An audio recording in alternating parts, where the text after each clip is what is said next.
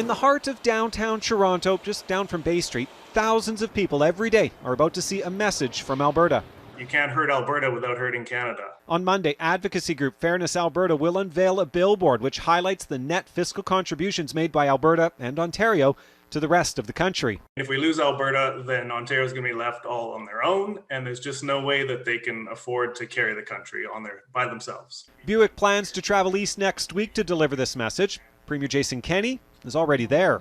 Our economy and our fiscal resources have just fallen off a cliff. Flanked by Premiers Doug Ford of Ontario, Francois Legault from Quebec, and Brian Pallister from Manitoba, Premier Kenney once again pushed for Ottawa to make changes to the federal fiscal stabilization fund. He says it's only fair that Alberta gets $6 billion to help fill the fiscal gap. Alberta's been there for Canada. Alberta's been there to help build hospitals, fund health care from coast to coast. Now Canada has to be there for Alberta. This ask is part of a larger request for Ottawa to beef up healthcare funding for all the provinces. And Tim Powers from Summa Strategies says the timing might be right. They do have a prime minister who's not afraid to open his pocketbook. Powers points out the federal government has already sent billions to the provinces during the pandemic.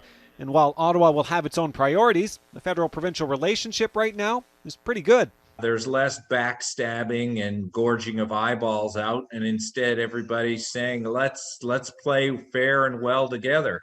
The hope is that goodwill, combined with a good sales pitch, will lead to a good-sized check for the provincial government.